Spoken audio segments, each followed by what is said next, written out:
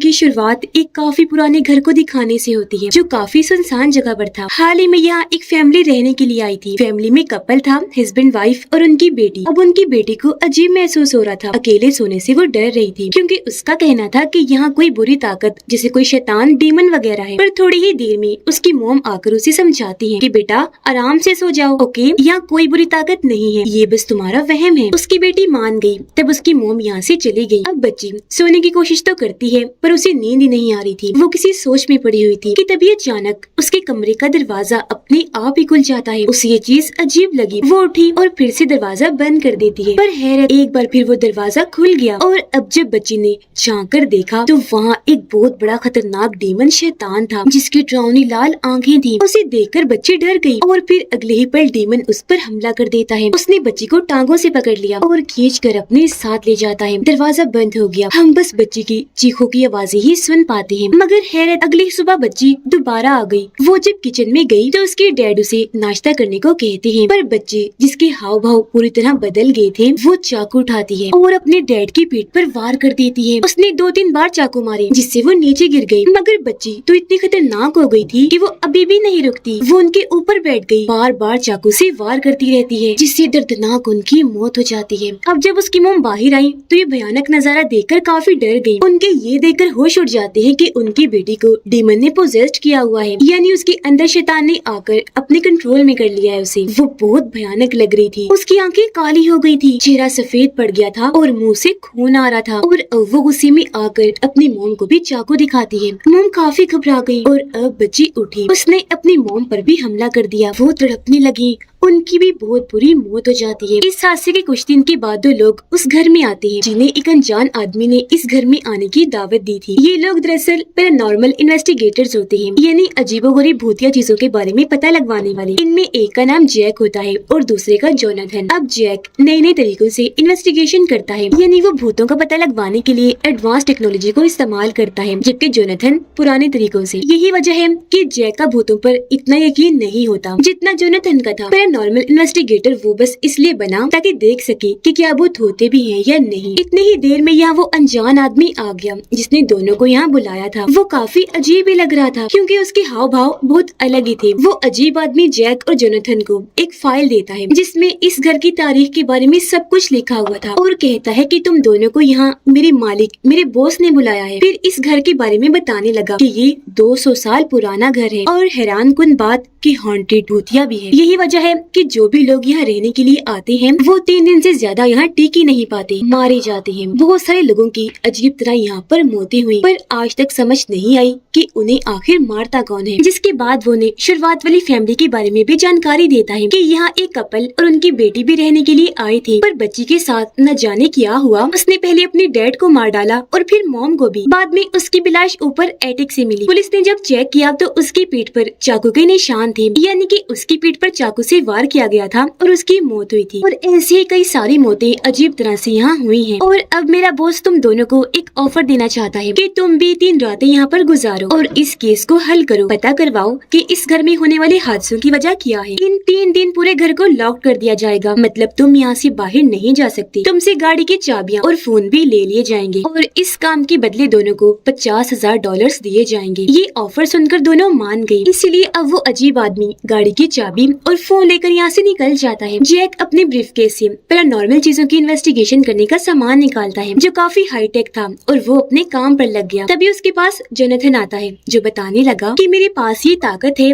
मैं भूतों को देख सकता हूँ और इसी तरह मैं अपनी इन्वेस्टिगेशन करता हूँ। जैक कहता है कि मेरा यकीन साइंस पर है और मैं अपने नए नए तरीकों से ही भूतों का पता लगवाता हूँ। जिसके बाद दोनों अलग अलग होकर पूरे घर की छानबीन करने लगते हैं। जोनाथन जब एक कमरे में गया तो वहाँ एक साइकिल अपने आप ही चलने लगती है, जो देख वो थोड़ा डर जाता है। उधर जैक अपना सामान लेकर उस कमरे में आया जहाँ उस बच्चे की मौत हुई थी, पर उस कमरे का दरवाजा अपने आप ही खुल गया। जैक जैसे ही दरवाजे को बंद करने गया वो खुद ही जोर से बंद हो जाता है। इससे उसे अजीब तो लगा, पर वो नजरअंदाज करके अपने डिवाइस को देखने लगता है जिस पर फ्रीक्वेंसी अपने आप ही बढ़ने लगती है। और ये देखकर तो वो काफी हैरान रह गया क्योंकि इतनी ज्यादा फ्रीक्वेंसी होना मुमकिन ही नहीं था। फिर जब वो नीचे आने लगा तो उसे कुछ आवाजें सुनाई देने लगती है ही आवाजों का पीछा करते हुए वही कमरे के बाहर आ गया, पर जैसे अंदर जाने लगा उसके पास जोनाथन आ जाता है और उसे वहाँ से अपने साथ ले गया। जोनाथन उसे एक गन दिखाता है जो उसे घर के एक कमरे से मिली थी और अब ये दोनों इस गन को अपनी हिफाजत के लिए साथ रख लेते हैं। रात को जोनाथन अपने आसपास मोमबत्तियां जलाकर बैठ गया। उसने हर जगह पर एक जादुई पाउडर भी डाल दिया था जिससे अगर आसपास कोई भूतिया चीज हो तो वो जल्द सामने आ जाएगी। और टेबल पर सामने वो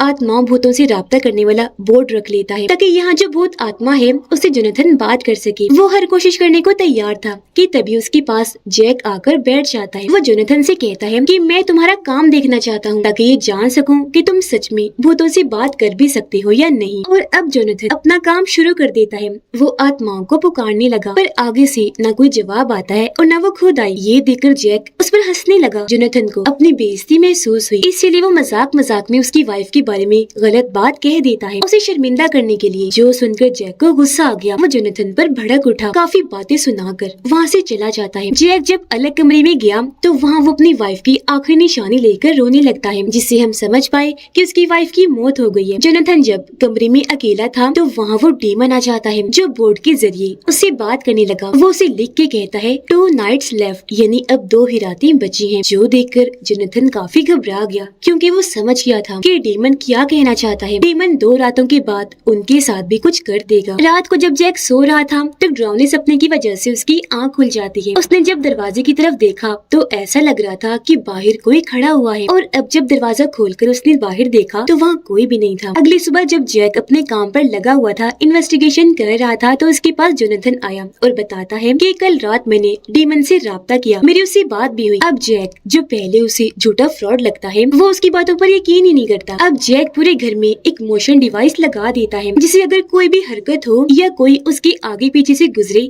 तो उसे पता चल जाए। जोनाथन फिर से जैक के पास आया, उसे आगाह करता है कि इस घर में 100% कुछ न कुछ तो है, कोई डेमन शैतान वगैरह, तो तुम जरा संभल के रहना। अब जैक जब किचन में आया तो उसे ढेर सारी मक्खियां नजर आती हैं जो एक जगह पर बैठी हुई थी और ये चीज उसे काफी अजीब लगी क्योंकि वहाँ पर कुछ ऐसा नहीं पड़ा हुआ था कि मक्खियां आती। फिर तभी वो वहाँ छोटी बच्ची की आत्मा को देखता है जो बहुत डरावनी लग रही थी, बाल खोलकर अजीब तरह से खड़ी हुई थी और अब अचानक वो भागने लगी। जैक भी उसके पीछे पीछे भागता है पर तब तक बच्ची की आत्मा वहाँ से गायब हो चुकी थी। उसे घबराया हुआ देखकर जोनाथन उससे पूछता है कि तुमने क्या देखा। जैक बताता है कि मैंने एक छोटी बच्ची की आत्मा को देखा। ये सुनकर जैक उसे शुरुआत वाली छोटी बच्ची की लाश की तस्वीर दिखाता है और पूछने लगा कि यही वो बच्ची थी, जिस पर जैक हाँ बोलता है। और अब इन्हें एक कमरे से आवाज सुनाई देती है। ये जब वहाँ चेक करने गए तो छोटी बच्ची की गुड़िया वहाँ पर पड़ी हुई थी जिसे मोड़कर वहाँ फेंका गया था और सबसे चौंका देने वाली बात कि उसका सर काटा गया था और गर्दन वाली जगह से खून निकल रहा था। ये देखकर जैक ने गुड़िया को हाथ लगाया और अब उसकी होश उड़ गई क्योंकि गुड़िया पर लगा हुआ खून एकदम ताज़ा था। जो देखकर आखिर जैक को यकीन हो गया कि ये घर सच में हॉन्टेड भूतिया है, यहाँ आत्माएं भूत वगैरह भी लाजमी है। अब तभी जोनाथन अपनी एक डीमंस वाली किताब निकालता है जिसमें भूतों आत्माओं को भगाने का तरीका पूरा प्रोसेस लिखा हुआ था। जोनाथन जैक को बताता है कि इस घर में खतरनाक डीमन है जिसे हम इस किताब की मदद से भगा सकते हैं और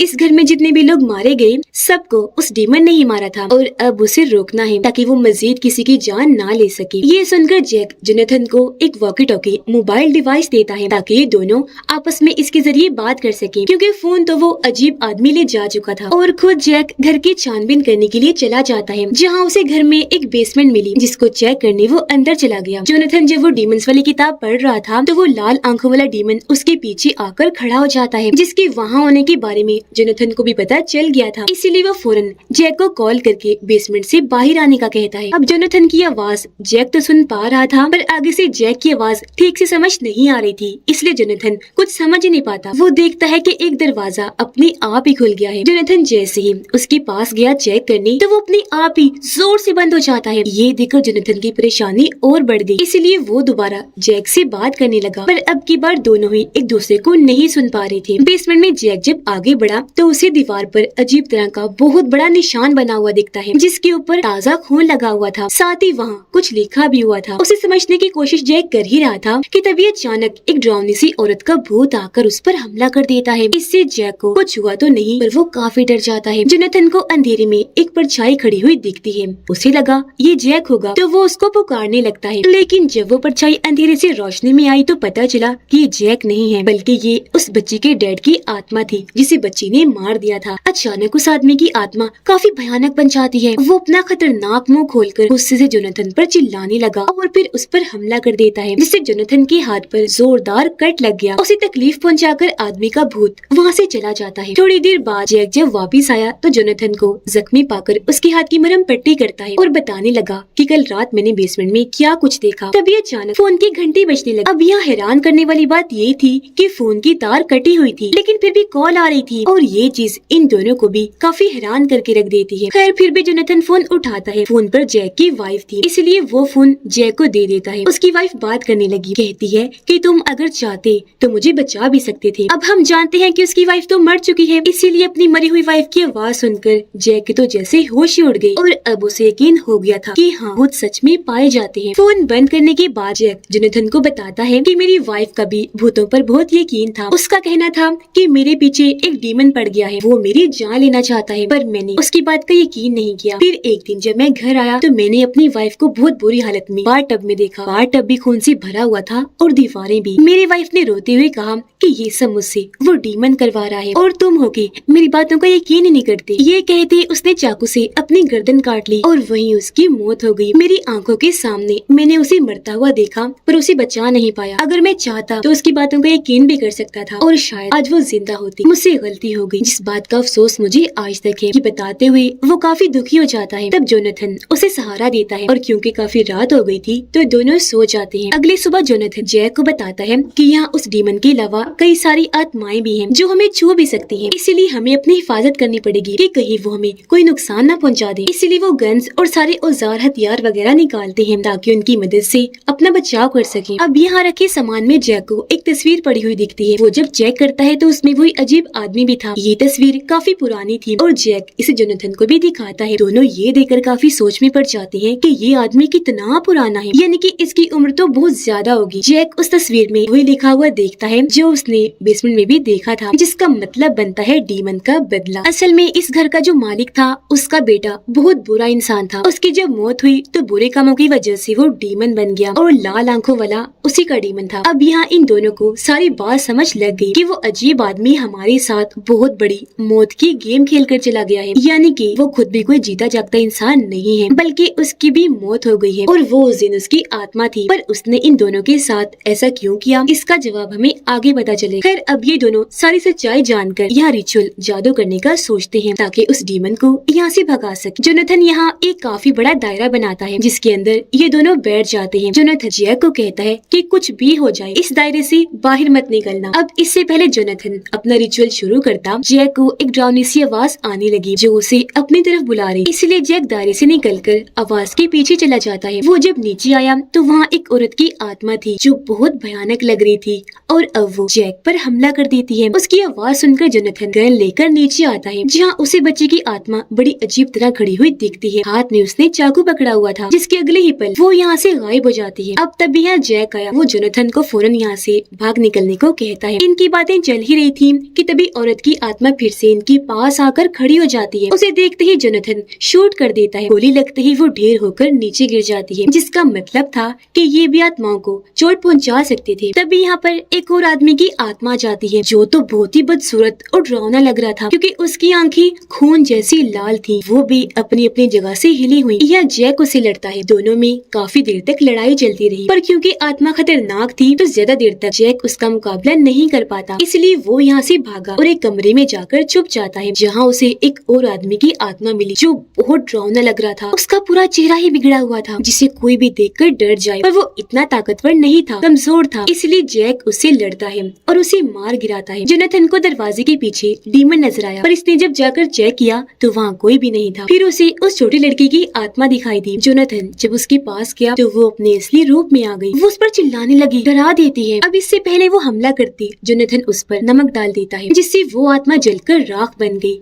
और वहाँ से खत्म हो जाती है, जिसके बाद वो वापस आ गया रिचुअल करने के लिए। उधर जैक एक कमरे में अपनी वाइफ को देखता है जो रो रही थी, पर अगले ही पल उसकी वाइफ भी डीमन बन जाती है और उसका रूप एकदम बदल गया, लाल आंखें, खून में लथपथ, और अब वो हंसने लगी। जैक को चिढ़ाने के लिए कहती है कि तुमने मुझे नहीं बचाया। अब जैक समझ गया कि ये सब उस डीमन की चाल है, इसलिए वो उसे क्रॉस दिखाता है, जिससे डीमन को तकलीफ होने लगी और वो यहाँ से भाग जाता है। अब जैक जोनाथन के पास आ गया और ये दोनों मिलकर मंत्र पढ़ने लगते हैं, जिससे वहाँ हेल यानी जहन्नुम का दरवाजा खुला, जो देखकर डीमन वहाँ आया और उस हेल के रास्ते चला जाता है। ये देखकर जोनाथन को लगा कि डीमन यहाँ से जा चुका है, पर अब जब उसने जैक की तरफ देखा तो उसकी होश ही उड़ गई, क्योंकि अब डीमन उसके अंदर आ चुका था। वो अपना कंट्रोल खोकर जोनाथन पर हमला कर देता है, उसका गला दबाने लगा। अब कैसे भी करके जोनाथन को अपनी जान तो बचानी ही थी, इसीलिए वो चाकू लेकर जैक पर हमला करके उसकी जान ले लेता है और फिर घर से बाहर आ गया। वो जाने ही लगा था कि तभी उसके पीछे वो डीमन आकर खड़ा हो गया। कहता है जोनाथन इतनी जल्दी हार मान गई।